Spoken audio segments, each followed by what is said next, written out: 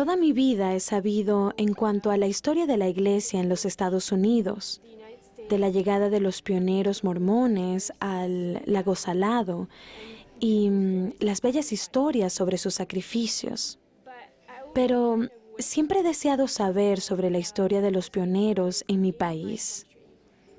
Siento que los miembros de Francia y de todo el mundo se podrían beneficiar al saber en cuanto a la historia de la Iglesia aquí.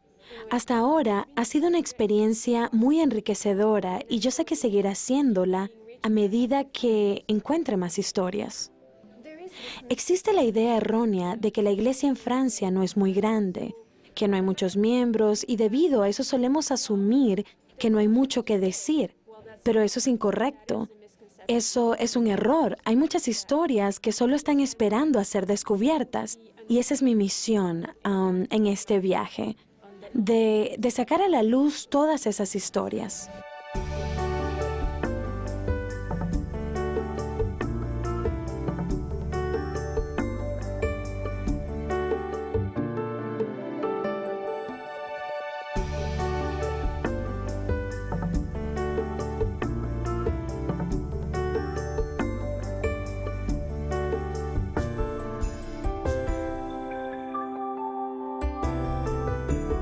Camino a Sion. Viajes por la historia de la Iglesia. Aline Conti, una conversa francesa, fue invitada a viajar a través de Francia para investigar en cuanto a la Iglesia en su país natal. A medida que viaja, Aline escribirá acerca de las experiencias y su convivencia con los miembros de la Iglesia. Ella comenzará su viaje en el Café L'Éditeur en París. Mi historia en la Iglesia comenzó cuando me bauticé hace 10 años. Soy una conversa y la única miembro en mi familia. Ha sido una decisión que ha cambiado el curso entero de mi vida y ha influenciado la educación que he recibido, las experiencias profesionales que he tenido, las personas que he conocido, las habilidades que he adquirido. Todo esto gracias a la decisión que tomé de unirme a la Iglesia. En el episodio anterior de Camino a Sion, Francia, Aline aprendió acerca de los primeros misioneros y conversos franceses y sobre sus intentos por establecer la Iglesia en Francia a mediados del siglo XIX. De igual forma, supo que debido a la oposición política, la misión en Francia se vio forzada a cerrarse en 1864, cerrando el primer capítulo de su historia. Es triste que hayan cerrado la misión en Francia durante 1864, ya que la misión estaba teniendo éxito entre la gente antes de que tuvieran que cerrarla. Lograron bautizar a algunos cientos de personas que decidieron salir de Francia e emigraron a Utah, fortaleciendo así el crecimiento de la Iglesia en aquel entonces. Pero creo que ese fue un esfuerzo que se vio truncado debido al contexto político en el que se encontraba el país. Fue un poco triste, ya que la misión tenía como 14 años cuando esto ocurrió. Francia tendría que esperar hasta el año de 1890 para que llegara el próximo grupo de misioneros.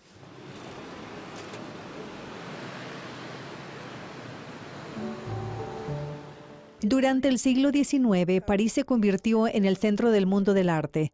Muchos dibujantes llegaban de todas partes para estudiar en la capital francesa. Esto sucedió con 4 artistas mormones: John Hafen, Lorus Pratt, John Fairbanks y Edwin Evans. En 1890, ellos pidieron a la primera presidencia que los enviaran a Francia para poder aprender de los expertos franceses para poder mejorar tanto su estilo como su técnica. A su regreso, ellos decoraron los templos con murales y otras pinturas.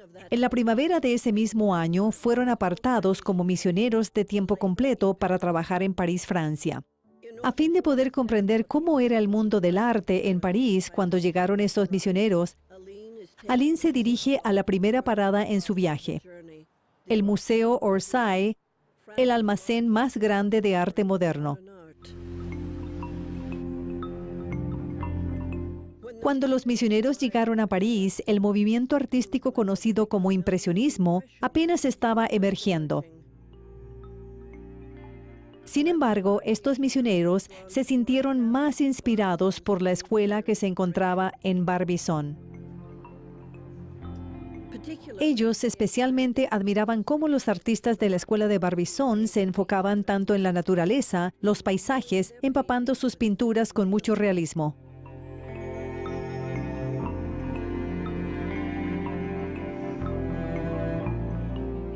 Estas pinturas son hermosas.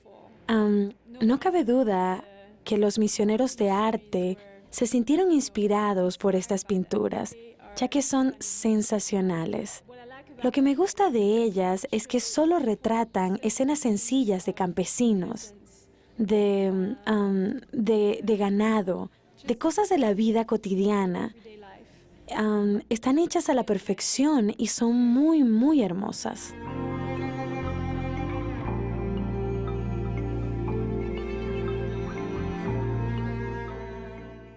Los misioneros de arte llegaron a París en julio de 1890 y se establecieron en un distrito a la izquierda de la ribera del río Sena.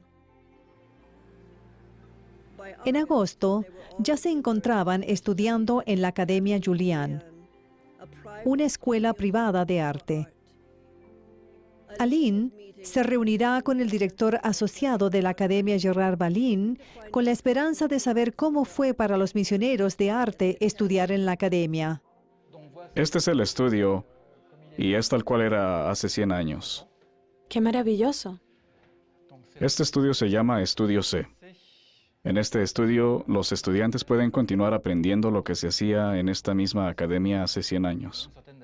¿El estudio ha sido siempre de ese tamaño o solía ser más grande? Esta es solo una parte del estudio, pero ahora vamos a ir a ver la segunda mitad de cómo era el estudio original. Aquí tenemos algo que nos recuerda cómo era la antigua Academia Julian. ¿Cree que pueda tocarlo? Sí, claro que sí. Este es un poste en el que los artistas venían y limpiaban sus paletas de pintura. Por lo tanto, aquí tenemos una pieza única que nos recuerda el pasado y a la Academia Julian. Ahora vamos a entrar al estudio B. Ya veo, así que será la segunda mitad del estudio. Exactamente. Entonces, según la historia de la academia, este estudio estaba especialmente dedicado para pintar. Normalmente había un pintor profesional que compartía su experiencia e iba haciendo algunas correcciones en los lienzos de los estudiantes. Es por eso que los estudiantes se inscribían aquí, porque obtenían bastante guía y ayuda de ese pintor, lo cual les ayudaba a mejorar, ya que les enseñaba sobre las técnicas que tenían que mejorar y no solo se pasaban leyendo textos de teoría. Una de las cosas por las que se distinguía la Academia Julian era porque en 1890 esta academia comenzó a aceptar a estudiantes extranjeros. Exactamente, así fue. Entre ellos muchos americanos. Los profesores hablaban inglés o utilizaban otra manera de comunicarse. Sí. Uno de los propósitos de Rodolphe Julian al crear esta academia era abrirle las puertas a todos los jóvenes artistas que no eran aceptados en la Escuela de las Bellas Artes en París. Pero muchos de los estudiantes hablaban un poco o nada de francés. Sin embargo, Rodolphe Julian y sus colegas pintores hablaban inglés perfectamente. Ese fue un factor importante para atraer artistas a la academia, porque podían entender y de igual forma comunicarse con sus profesores. Rodolphe Julian guardaba unos registros de contabilidad, ya que él era quien pagaba al personal docente, y gracias a estos registros podemos saber qué es lo que se hacía en estos estudios y quiénes eran las personas que trabajaban aquí. De igual manera podemos saber las posiciones que estos artistas ocupaban y quiénes fueron los artistas que asistieron a esta academia. Yo estoy investigando sobre unos artistas originarios de Utah que vinieron a estudiar aquí en 1890. ¿Qué sabe de ellos? Investigué un poco acerca de ellos y encontré que John Fairbanks estuvo en el instituto entre 1890 y 1891 y tomó clases con Jean-Paul Laurens, Benjamin Constant y Jules Lefebvre. Por esto sabemos que tomaba clase en los dos estudios. ¿Aquí mismo? Exactamente donde nos encontramos ahora. Ok. Edwin Evans estuvo aquí entre 1891 y 1893. De igual forma era alumno de Jean-Paul Laurens, Benjamin Constant y Jules Lefebvre. Lawrence Pratt también estuvo aquí por 3 años, desde 1890 a 1892. Sin embargo, tengo algunas dudas en cuanto a John Fenn. Él era amigo de tus 3 artistas americanos, pero no tenemos ninguna evidencia de ello en los registros de contabilidad. Lo que me hace pensar que probablemente John Fenn venía a los estudios y pasaba bastante tiempo aquí, pero solo como oyente, y no era realmente un estudiante. Tal vez esta información te haya decepcionado. Puede estar seguro de que estoy sorprendida. Vaya que estoy sorprendida. Me pregunto qué fue lo que pasó. Tal vez no contaba con el dinero suficiente para poder pagar Tal la vez. matrícula. Tal vez. No sé.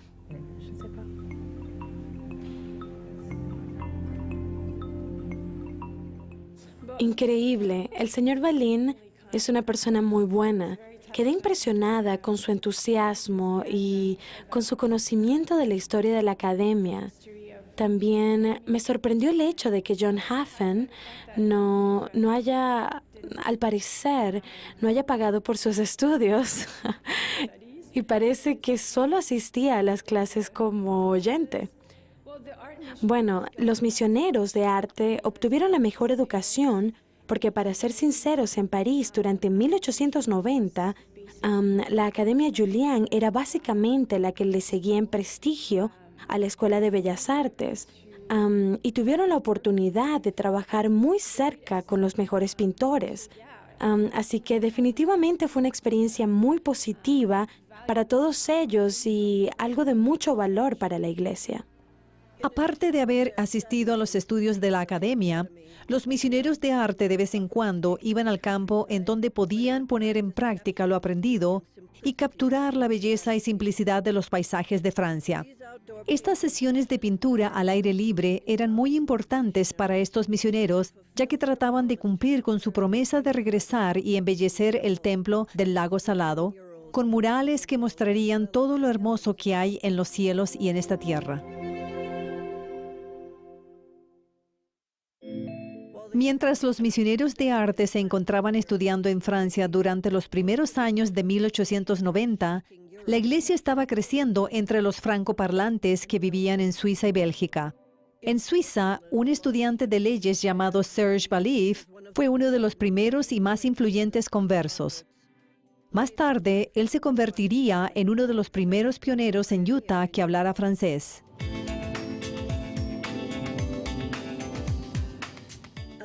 Aline se dirige a la ciudad de Lausana, Suiza, para reunirse con el archivista Pierre-Yves Favey en la academia en donde estudió Serge Balif. La familia Balif era una familia muy influyente en la sociedad de Lausana durante los siglos XVIII y XIX. Esto se debía a que 4 generaciones de la familia Balif habían estudiado en la academia, algo que era de mucha distinción en aquel entonces. Aunque la historia de esta familia en la academia comenzó con el bisabuelo de Serge, Gabriel Balif, fue gracias a su abuelo Jean-François Balif y a su puesto como superintendente de la academia, lo que logró que la familia subiera a una posición más privilegiada en la sociedad. La familia Balif comenzó a estudiar en esta reconocida academia durante el siglo XVIII. El bisabuelo de Serge Balif comenzó sus estudios en teología y tiempo más tarde, su hijo, el abuelo de Serge Louis, enseñaba latín y griego en la academia. Después de un tiempo se tomó la decisión de llamarlo como supervisor de la academia. ¿Sabes si Serge también estudió en la academia? Él estudió en la academia a principios de 1840. Pierre Favey irá con Aline a las oficinas del archivo regional para mostrarle lo que encontró en cuanto a las actividades religiosas de Jean-François, quien ayudó para que Serge se uniera a la iglesia. ¿Entonces su familia era protestante? Por supuesto que sí. En el condado de Vaud era imposible no serlo. El abuelo era profesor en la academia y también era pastor. Por supuesto que ellos eran calvinistas. Fue lo mismo por algunas generaciones entonces. La familia de Balif fue calvinista desde 1536, pero después la situación se complica un poco porque según la historia, en el siglo XIX sucedieron algunos movimientos místicos en la región de Vaud. En este tiempo, un pastor que ministraba en Lausana, llamado Nimbrini, era el líder del movimiento Las Almas Internas. Tanto Nimbrini como François. Louis Balif fue uno de los pilares fundamentales de este movimiento, tanto así que las reuniones se llevaban a cabo en la casa de Balif. Él es el abuelo, ¿cierto? Sí, es el abuelo. ¿Y cuáles eran las diferencias entre esta rama mística y la iglesia protestante? La iglesia protestante era un tanto fría y más formal. Todas estas personas buscaban una fe más interna, que viniera del alma. Buscaban tener una relación más personal Eso con es muy Dios. interesante. Sí, una relación más personal. Realmente no sé qué es lo que ocurrió después con su hijo Frederick, el padre de Serge. El padre de Serge. Lo único que sé es que era miembro de esa iglesia y ese mismo movimiento se encontraba entre los miembros y líderes de la Iglesia Nacional. Serge Balif era un miembro de la Iglesia Nacional y al examinar su registro bautismal de cuando era pequeño, Pierre encontró la fecha exacta en que Serge se unió a la Iglesia de Jesucristo de los Santos de los Últimos Días. Este es el registro con las fechas de nacimiento y bautismo. En esta página encontramos a Luis Agustín Marie, una de las hijas de Serge Balif y Marie Lecout, quien nació el 25 de febrero de 1850 a las 3 de la tarde. El 25 de febrero de 1850. Aquí está el bautismo. Entonces dice que sus hijos fueron bautizados en la Iglesia Nacional. Vamos a ver otro documento en el volumen que sigue, un libro muy grande. Aquí lo tenemos. Jean-Marie, hija de Louis Serge, nacida en Lausana el 6 de enero de 1852. ¿52? Fue bautizada el 16 de abril, también en Iglesia Nacional. También en la Iglesia Nacional. Entonces, veamos el próximo año. Entonces, ¿cuántos de sus hijos se encuentran en este libro? 3. Aquí ok. vemos Helen Alessandrin y no hay fecha de bautismo en la Iglesia Nacional. ¿En qué año fue esto? El 8 de abril de 1853. Eso quiere decir que para ese entonces ya era mormón. Tal vez se convirtió al mormonismo en 1852, Claro. aunque aquí dice que él todavía era miembro de la otra iglesia, el 16 de abril de 1852. Ya era miembro de la iglesia. Pero al año siguiente él ya no lo era. Esto fue increíble. Pierre Yves es un experto. Sabía cada detalle en cuanto a la familia de Serge Balif, las cosas que hacían, su posición en la ciudad y la educación que habían recibido. El abuelo de Serge, Louis, era parte de un tipo de ramificación de la iglesia protestante que es menos estricta y se enfoca en el misticismo. Tenía un enfoque más personal en cuanto a la religión. Por esto mismo, el abuelo seguía buscando algo que fuera más personal, que llenara su alma por completo. Por esta razón, Serge Louis, el nieto, tenía las mismas ideas que su abuelo, por lo que comenzó a buscar algo que fuera diferente, algo que llenara su espíritu.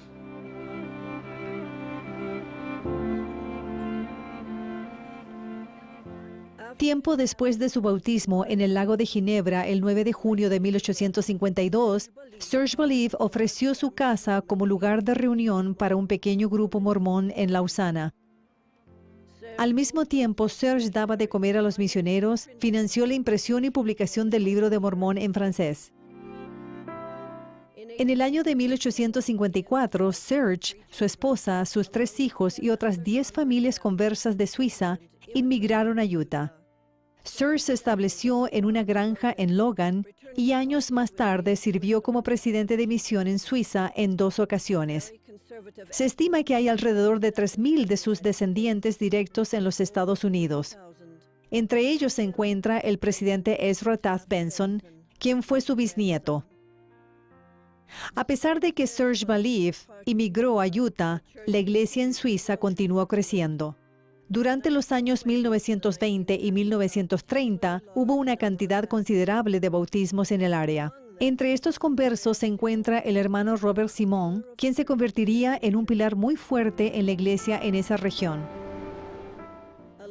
Aline se reunirá con Erika Riva, la hija de Robert Simon, uno de los miembros más antiguos de la iglesia en Suiza. Primero que nada, me gustaría hacerle algunas preguntas. Sí, ¿A qué se dedicaba su padre? él era el supervisor del grupo de jardineros del hospital. Allí pasé mucho tiempo durante mi niñez. ¿Es ahí donde su padre conoció a los misioneros? Así es. Cuénteme más en cuanto a esto. Bueno, todo comenzó en el año 1925 o tal vez en 1926. Ese día él se encontraba trabajando en uno de los terrenos del hospital cuando un misionero, el elder Jarvis, llegó para predicar el evangelio en el hospital. Él llegó y comenzó a hablar. Obviamente, todos estaban burlando de él, pero mi padre no se burló. Como el elder y mi padre sabían ¿Su inglés, padre hablaba inglés? mi padre se acercó a él y le dijo: mi esposa es inglesa, así que puede venir a la casa y hablar con ella. Y así mis padres comenzaron a investigar la iglesia, pero no fue fácil. Mi padre tomó bastante tiempo en tomar la decisión de ser parte de la iglesia, ya que quería estar seguro de que estaba tomando la decisión correcta. Entonces, ¿ustedes eran parte de la rama? ¿Había una rama en aquel entonces? Sí, era una pequeña rama.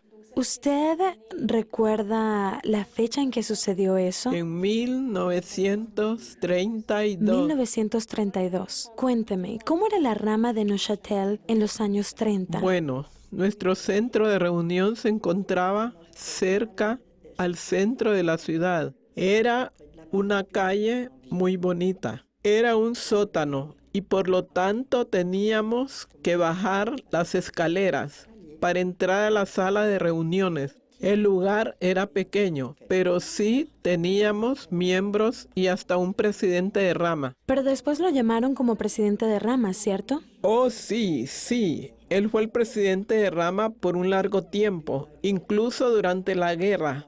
Más tarde fue llamado como presidente de distrito. En aquel entonces había 4 ramas, una en Ginebra, otra en Lausana, otra en Neuchâtel y en la Chaux de Fonds. Y mi padre solía viajar de una rama a otra para ver cómo estaban.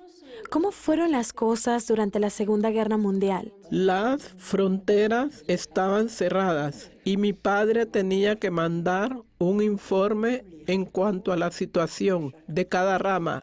Entonces, él reunió los informes para enviarlos al final de la guerra.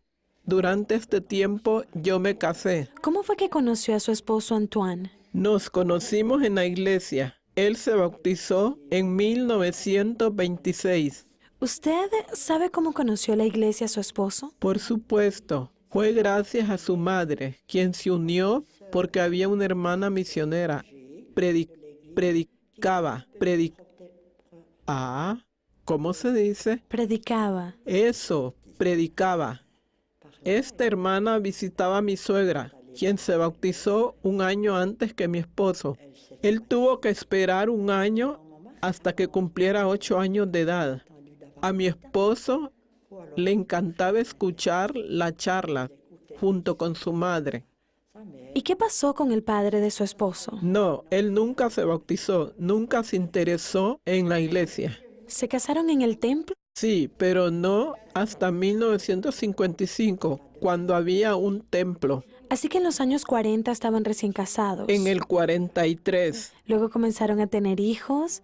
Sí, Cuénteme un poco más en cuanto a su historia en la iglesia. Me imagino que tuvo llamamientos. sí, claro que sí. Mi esposo también fue presidente de rama. Después de un tiempo, mi padre llamó a mi esposo como su consejero en la presidencia de distrito y trabajaron juntos por muchos años, hasta que mi padre decidió mudarse a Zollikofen en el año 1955.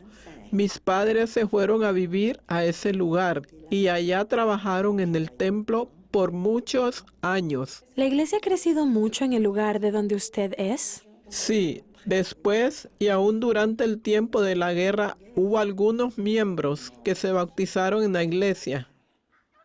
En la Chu de Fon había muchos miembros, pero más tarde todos salieron de allí. La mayoría de esta gente partió a los Estados Unidos. Tú querías saber si las personas que no eran miembros de la iglesia estaban en contra de la iglesia. ¿Cómo era vista la iglesia en aquel entonces? Hoy en día, las personas ya no están en contra de la iglesia, pero sí lo estaban en los años 40 y 50. La gente no nos quería.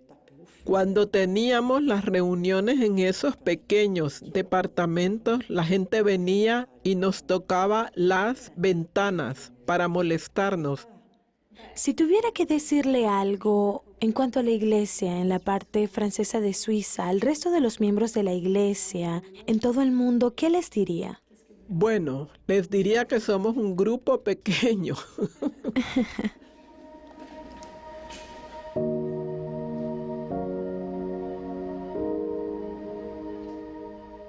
Fue maravilloso haber conocido a Erika. Es una persona muy agradable y una dama excepcional. Ella tiene alrededor de unos 80 años, pero tiene el ánimo, la energía y el corazón de una jovencita de 20 años. Ella realmente es asombrosa.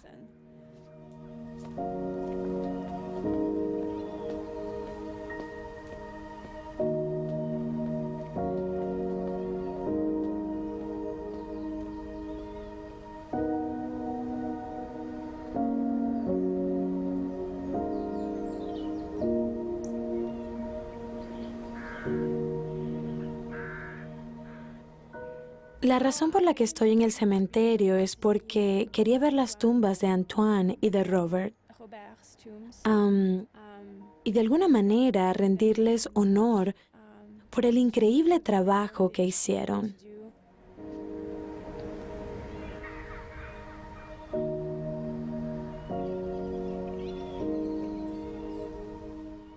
Mientras observaba las tumbas de estos dos hombres y otras tumbas de otros hermanos, pensé en lo agradecida que estoy con ellos por todo el esfuerzo que pusieron en la iglesia. A pesar de que esto, de alguna manera, los aisló de la gente por un tiempo. Gracias por hacer que la iglesia funcionara durante todos estos años. Por ser un ejemplo de liderazgo para las generaciones futuras.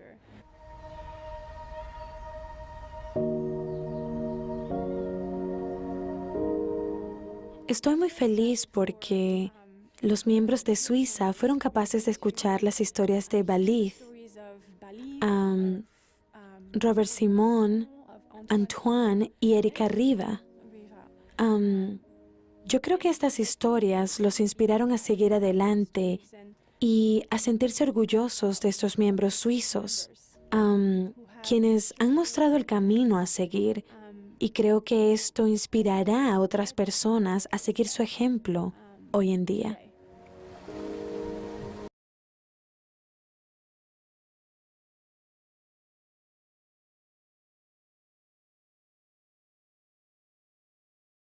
Cuarta generación de miembros de la Iglesia. 40 grupos de miembros de la Iglesia se reúnen en 27 lugares y en el año de 1992 el Templo de Suiza fue remodelado y rededicado por el presidente Gordon B. Hinckley.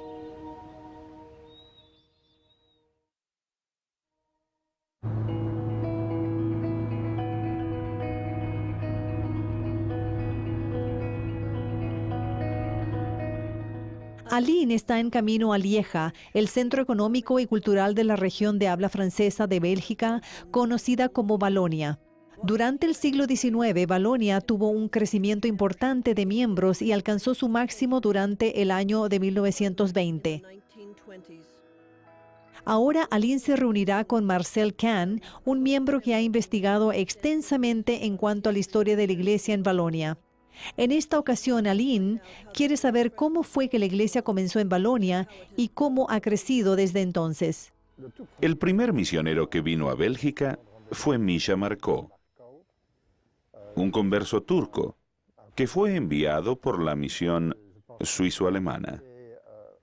Fue a Amberes y en ese lugar logró bautizar a una familia entera, a la familia Esselmann.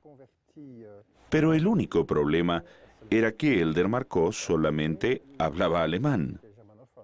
Para resolver este problema, el presidente de misión envió misioneros de Holanda, ya que era más común que ellos supieran hablar francés. Y empezamos a tener detalles del trabajo realizado por los misioneros de Holanda en 1895, cuando recién llegaron aquí. Claro, claro.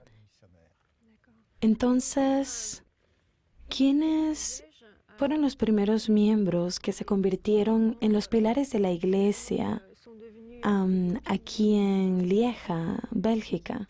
Bueno, en Lieja ocurrió algo muy interesante, algo que no suele suceder muy a menudo. Un día, mientras los misioneros estaban predicando, tocaron a una puerta y resultó que la persona que abrió la puerta era un pastor bautista. Esta visita terminó siendo un debate entre los misioneros, el pastor y su congregación. Al final de todo esto, el pastor terminó perdiendo el debate. ¿Cuándo ocurrió esto? Fue entre 1895 y 1896. Oh, Al final del debate entre los misioneros y el pastor, la congregación bautista exclamó, ¡vivan los mormones! Y lo que me llama más la atención de este incidente es que a pesar de este gran éxito, de que los misioneros le hayan ganado al pastor en este debate, solamente una familia se unió a la iglesia, la familia Camus. así que el mejor momento para la obra misional en Bélgica y todo el éxito que se tuvo en este país alcanzó su punto máximo entre las dos guerras o fue antes de que comenzara la Primera Guerra Mundial? Yo diría que el mejor momento para la obra misional fue a principios de 1920. En 1924, cuando los misioneros regresaron, hubo algunas familias que se unieron a la iglesia. La puerta para la obra misional finalmente se abrió y estas personas llegaron a ser la parte fuerte de la iglesia durante las dos guerras mundiales. Estos miembros crearon unidades muy fuertes, inclusive había una rama que era muy fuerte en Serrín, que es uno de los suburbios de Lieja. Y por supuesto, estaban las ramas de Lieja y Herstal. De 1937 a 1938, Serrín era la rama más grande de los países europeos que hablaban francés, con un total de 200 miembros. ¿Bélgica experimentó otra época de oro después de la Segunda Guerra Mundial o el progreso que tuvo fue más constante? Después de la Segunda Guerra Mundial, la obra tuvo que empezar desde cero nuevamente, debido a que generaciones completas de miembros de la Iglesia emigraron a otros países. A pesar de que se bautizaron a bastantes miembros nuevos, la obra se detuvo durante 1950 y los años siguientes a este. Más tarde, el presidente Mackay hizo una profecía en la que dijo que una nueva era de crecimiento en la Iglesia comenzaría, y sería algo que no se había visto jamás en Francia. Durante este tiempo, las cosas se aceleraron. La iglesia creció rápidamente. Las ramas como Lieja, con alrededor de 30 miembros, o la diminuta rama de Charleroi, que tenía sus reuniones en el piso de arriba de un cine, empezaron a aumentar su membresía y estas ramas llegaron a tener entre 150 a 200 miembros. ¡Qué impresionante! Sí, es muy impresionante. Para el año de 1973, la membresía en Bélgica llegó a ser un poco más de 3.500.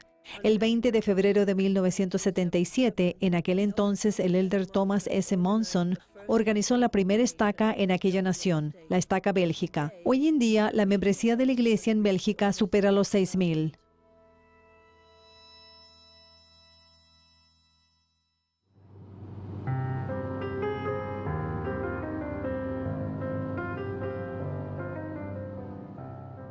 Aline está en camino a Valencia, una ciudad que se encuentra al sureste de Francia, donde aprenderá en cuanto a Léon Farchier, un miembro clave de la iglesia durante la época de la Segunda Guerra Mundial.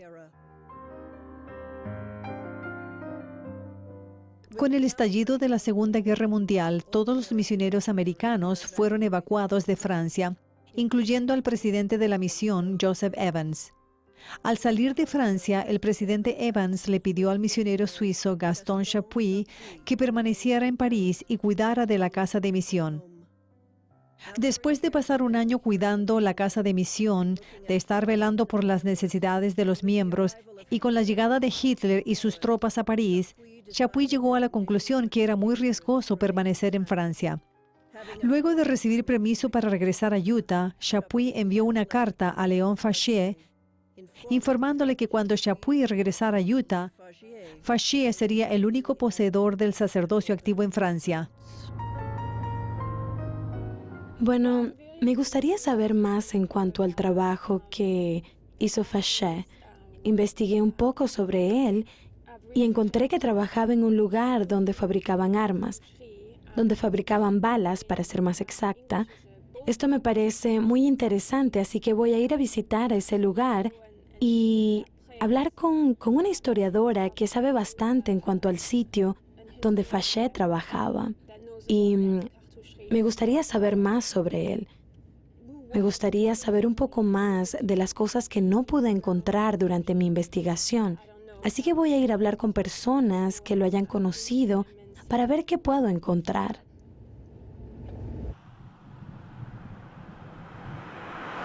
Aline se reunirá en el lugar donde trabajaba Farchier con una historiadora local, Idelette Rowe. Madame Drogue, es un placer verla. Estaba investigando en cuanto a Monsieur Farchier y me preguntaba si es que usted tiene algún tipo de información en cuanto a lo que él hacía aquí en la fábrica. Sé que solía trabajar en la parte de carpintería. No tengo ningún registro de esto, pero sí sé que él trabajaba ahí. Probablemente se encargaba de dar mantenimiento a las máquinas y tal vez se encargaba de hacer las cajas en donde se guardaban los cartuchos de balas. No hay muchas cosas que hablen acerca de Farchier, pero Monsieur Bru lo conocía muy bien. Según Monsieur Bru, Farchier era un hombre muy discreto, muy atento, muy cordial y siempre armonizaba con su entorno y con todas las personas que trabajaban con él. No era alguien que exigiera mucho, era muy sencillo, un buen compañero de trabajo, muy cuidadoso con lo que hacía, muy detallista y muy discreto. Así que Farchier comenzó aquí en el año 1930. Esto es un poco antes de que comenzara la Segunda Guerra Mundial. ¿Fue este un periodo de mucho trabajo para la fábrica? De hecho, durante los años 30 hubo una disminución considerable de mano de obra, ya que muchos de los trabajadores se fueron pero regresaron a comienzos de la Segunda Guerra Mundial. Pero debido al armisticio firmado, algo que también se le conoce como el acuerdo de guerra, la producción de la fábrica se limitó a abastecer solamente a la milicia y a nadie más. Después de la ocupación del territorio en 1942, la fábrica detuvo su producción por completo. Sin embargo, Monsieur Farchier aún tenía trabajo que hacer. Debido a que él era carpintero, él se quedó a cargo del edificio y de su mantenimiento.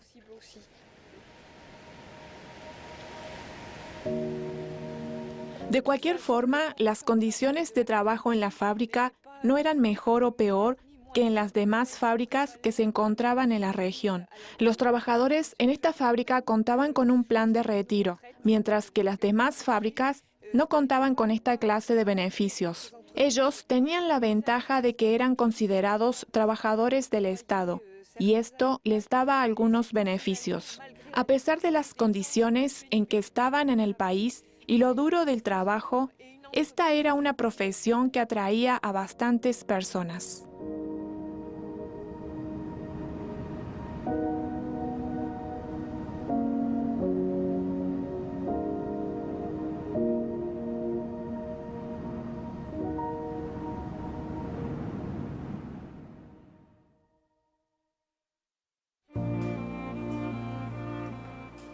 Como el único poseedor del sacerdocio en el territorio francés, el hermano Fauché tomó la decisión de ir y visitar a los miembros de la iglesia cada domingo. Él comenzó con las áreas que se encuentran alrededor de Valencia y Grenoble.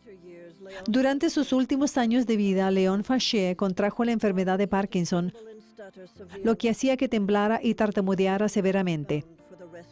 En el año de 1979, un miembro francés grabó una entrevista con el hermano y la hermana Fauché acerca de lo que hacían durante la Segunda Guerra Mundial. Aline está escuchando algunos fragmentos de esta entrevista. ¿Qué hizo por la iglesia durante la guerra? Seguí presidiendo las 50 reuniones sacramentales cada domingo. ¿En Valencia? Sí, claro. En Valencia y en Grenoble. ¿Cómo llegaba a esos lugares? Usaba el tren. Oh, por tren, muy bien. Sí, por tren. Salía el sábado por la mañana de Valencia. Dirigía las reuniones el domingo y regresaba en tren por la noche después de terminar lo que tenía que hacer y después de haber conducido la reunión para así poder ir a trabajar el lunes por la mañana. Me quedé, bueno, de hecho no comía. De la estación de tren se iba directamente al trabajo. Recuerdo que una vez se tuvo que quedar. Viajé 10 horas por tren para poder llegar de Valencia a Grenoble. Sí, a Grenoble. La resistencia, sí sabe qué es esto. Sí, lo sé. Y la resistencia voló las vías del tren. Los trabajadores del tren tuvieron que repararlas para que el tren pudiera seguir avanzando.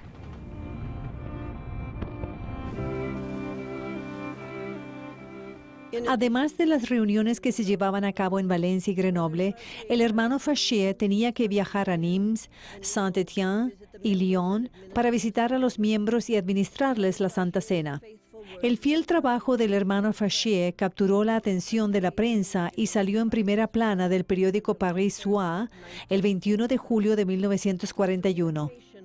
El poder comunicarse o visitar a los miembros de la zona norte era muy difícil para el hermano Fauché. Pasaba por una extrema interrogación a fin de poder obtener un permiso de viaje por parte del gobierno cada vez que deseaba cruzar la línea de demarcación. El 10 de octubre de 1943 viajó a Besançon, donde administró la Santa Cena a los miembros, quienes estaban profundamente agradecidos de finalmente participar de esta por primera vez en 4 años. En febrero de 1944, el hermano Fauché viajó a París a petición de la hermana Evelyn Kleinard. La mayoría de los grupos pequeños de hermanas en París estaban enfermas debido a las fuertes heladas y a la falta de alimento y no habían participado de la Santa Cena desde que el elder Chapuis se fue. En 1944, la hermana Kleinard escribió en su diario: «Qué alegría sentí cuando el hermano Fauché administró la Santa Cena y dio bendiciones del sacerdocio». En agosto de 1944, los Fauché huyeron de la ciudad a fin de escapar de los bombardeos que hubo y permanecieron ahí hasta la llegada de los soldados americanos en el año de 1945. Si pudiera darle algún consejo a los miembros de la iglesia hoy en día, ¿qué les diría? Les diría que permanezcan fieles. ¿Cuáles han sido algunos de los momentos de más gozo durante el tiempo en que he estado en la iglesia? El haber tenido la oportunidad de enseñar a alguien hasta el día de su bautismo el poder ver a las personas progresar paso a paso, como por ejemplo Miss Charrier, perdón, la hermana Charrier. Ansiosa por saber más en cuanto a esta hermana Charrier, a quien Faché recordaba profundamente, Aline encontró que esta hermana sigue con vida y vive en Valencia. Aline irá a visitarla para saber más detalles en cuanto a su conversión al Evangelio y escuchar algunos recuerdos en cuanto a los hermanos Faché. Adiós, adiós. Estoy haciendo una investigación del hermano Faché. ¿Podría darme alguna información en cuanto a él? Lo conocí en un paseo en las montañas cerca de las ruinas del castillo de Cruzol. ¿En qué año fue esto? 1947. ¿En el 47? Yo estaba Ok. con mi prima y les pedimos si nos podían regalar un poco de agua. Mientras nos daban agua, nos invitaron a una conferencia con el presidente Barker, que fue en el Teatro de la Ciudad en Valencia. También nos invitaron a un concierto que era de un cuarteto de BYU. ¿Fue con ellos? Sí, estaba muy impresionada. Recuerdo haber pensado, para no ser un cuarteto profesional, este es muy bueno. Después el presidente Barker habló en cuanto a la iglesia, pero después regresé a Inglaterra a estudiar y más tarde fui a la universidad en Lyon. Cuando regresé a Lyon, comencé a asistir a la capilla tan seguido como podía. Las reuniones eran cada domingo, pero el lugar estaba casi vacío. No contábamos con una capilla en aquel entonces y las reuniones se llevaban a cabo en un hotel. Teníamos que acomodar el cuarto antes de nuestra reunión con el hermano Faché. Asistían su esposa y él, y algunos investigadores que no parecían muy interesados. Después de mi bautismo, asistí a la iglesia cada domingo. ¿Y a usted quién la bautizó? Me bautizó el hermano Faché. Yo le pedí que me bautizara. Las hermanas misioneras que me estaban enseñando no me preguntaron. Y les dije que quería que el hermano Faché me bautizara porque él era francés.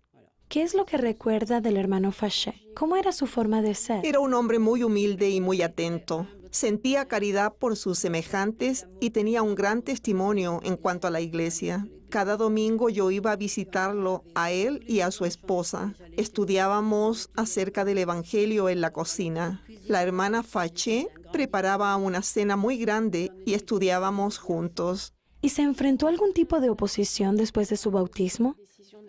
Claro que sí, me echaron inmediatamente. ¿A qué se refiere?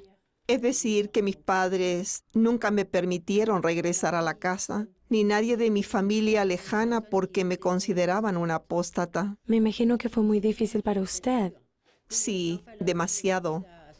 Pero la dicha del Evangelio me ayudó a superarlo, ya que aprendí en cuanto al sacerdocio restaurado, que nuestro Padre Celestial es un personaje de carne y hueso y que el Evangelio fue restaurado. Para mí esto tiene un valor muy grande. La familia Faché es una familia muy especial y reemplazaron a mi propia familia, ya que no tenía a nadie. Fueron como una madre y un padre para usted. Sí, y aún me conmueve mucho cuando pienso en ellos, aún hoy día. ¿Qué hicieron para que usted los quisiera tanto? Ellos eran las personas más fieles al Evangelio que he conocido. El hermano Faché sacrificó bastante. Durante la guerra él viajó demasiado y algunas veces no comía. ¿Él le contó esto a usted? Sí, en una ocasión estuvo 3 días sin comer. No tenía nada para comer, pero siguió visitando a las hermanas y miembros. De verdad, él hizo bastante. La hermana Charrier se convirtió en una pionera, dedicando una gran parte de su vida a la genealogía, reuniendo miles de nombres de antepasados para hacer la obra en el templo. Además de esto, se le pidió que ayudara a la revisión del himnario en francés. La hermana Charrier es maravillosa, es una dama excepcional. Al parecer, Frère Faché, el hermano Faché y la hermana Faché básicamente se convirtieron en sus padres y ella los veía a ellos como un ejemplo, así como un hijo vería a su padre o madre. Es algo interesante el saber cómo fue que conoció al hermano Faché. Fue algo, creo que fue una situación para nada fuera de lo común, como un día de campo en las ruinas de un castillo cerca de aquí. Así que quiero ir y ver por mí misma cómo es. Vamos a ver este lugar.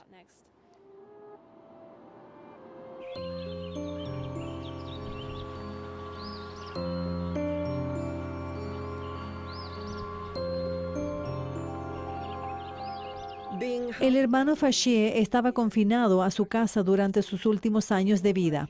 Debido al Parkinson, él no podía asistir a la iglesia, que era algo que amaba. Por lo tanto, sus maestros orientadores lo visitaban cada domingo y le traían la Santa Cena. A sus escasos 18 años, Daniel Morcelin era uno de sus maestros orientadores. Lo conocí cuando yo era joven, estaba en la adolescencia y recuerdo que en aquel entonces yo era maestro en el sacerdocio arónico. En ese entonces, nuestro presidente de rama nos enviaba a la casa del hermano Faché para preparar y administrarle la Santa Cena. Porque el hermano Faché estaba enfermo, ¿verdad? Sí, él tenía Parkinson, siempre estaba en su silla y no se podía mover mucho. Y por esta razón no podía ir a la iglesia.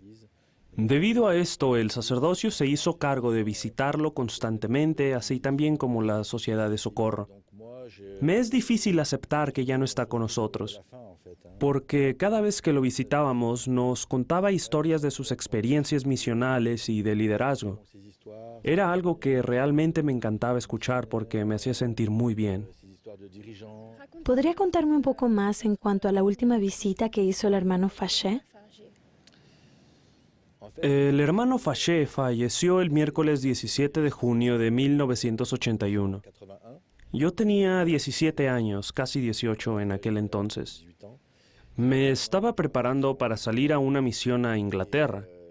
Y el domingo antes que falleciera fui a su casa junto con el hermano O'Shea. Fuimos a administrarle su última Santa Cena. Debido al Parkinson, el hermano Faché no se podía expresar muy bien. Tartamudeaba y temblaba demasiado, como un parapléjico. Como de costumbre, preparamos la Santa Cena. La hermana Faché tenía sobre un gabinete un pequeño mantel blanco que apartaba para la Santa Cena y unos vasos pequeños de cristal. Cabe recalcar que eran de cristal y no de plástico. Había siempre un pequeño pedazo de pan que podíamos cortar en 4 partes. Así que todo siempre estaba listo para poder bendecirlo. Comenzamos con un himno y mientras el hermano O'Shea se estaba arrodillando para bendecir el pan, el hermano Faché tomó su mano expresando el deseo que él mismo quería bendecir la Santa Cena. Así que se arrodilló. Esto le tomó algo de tiempo y dijo la oración de memoria. El milagro fue que no tartamudeó para nada. Pronunció la oración sacramental clara y perfectamente, con poder y autoridad que solamente viene de la presencia del Señor. Fue algo increíble y muy especial. Luego de terminar de hacer la oración, el hermano Faché se puso a temblar nuevamente. Después de esto, pasamos el pan y luego él bendijo el agua, otra vez sin tartamudear o temblar. Fue un verdadero milagro. Lo recuerdo como si hubiera sido ayer. Puedo ver que al hablar del hermano Faché se pone un poco emotivo. Al parecer él tuvo un gran impacto en su vida. Sí. Inmensamente. Estoy muy agradecido por esos grandes hombres y mujeres que nunca dudaron en decir, aquí estoy, sirviendo en la causa del Señor, para establecer la iglesia. Y eso es lo que hizo el hermano Faché.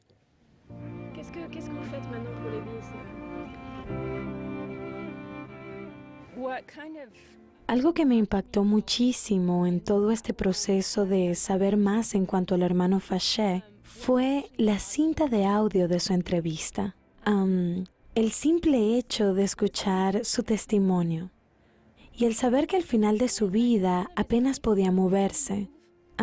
Eso quiere decir que era un gran hombre, que fue un tipo de héroe durante la Segunda Guerra Mundial, por lo menos para los miembros de la iglesia. Y a pesar de eso, lo disminuyeron y no podía hacer mucho. Pero él no perdió la grandeza en su tono de voz, en lo absoluto. Lo que más me conmovió fue cuando le preguntaron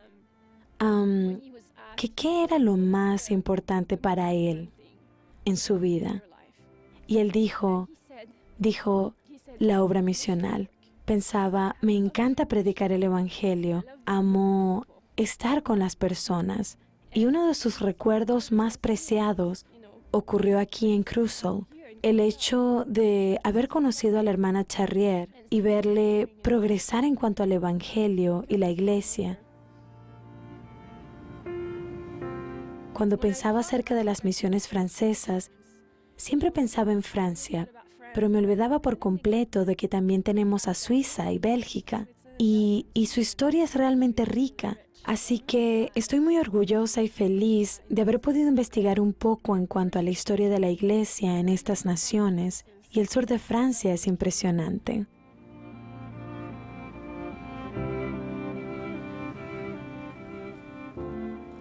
El testimonio que obtuve en este viaje es que Dios actúa y trabaja a través de las personas y de actos pequeños. Y que siempre las cosas suceden en el tiempo, en su tiempo. Y también que la iglesia trabaja desde adentro hacia afuera, que básicamente se basa en lograr un cambio del corazón. Un cambio de corazón que va a influir de cierta manera a alguien y después a otra persona. Y así es como sucede. Y a unas cuantas personas, Él las usa a fin de preparar el camino. Estas personas son clave. Son muy importantes y necesitamos recordarlas y tenerlas presentes.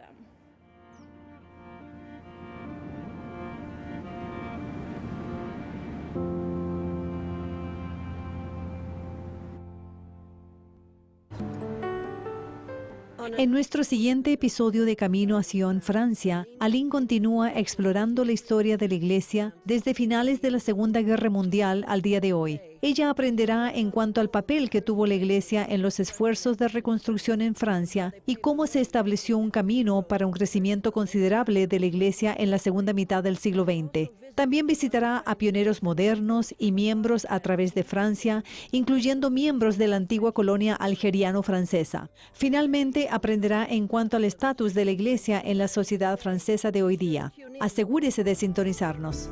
Camino a Sion. Viajes por la historia de la Iglesia.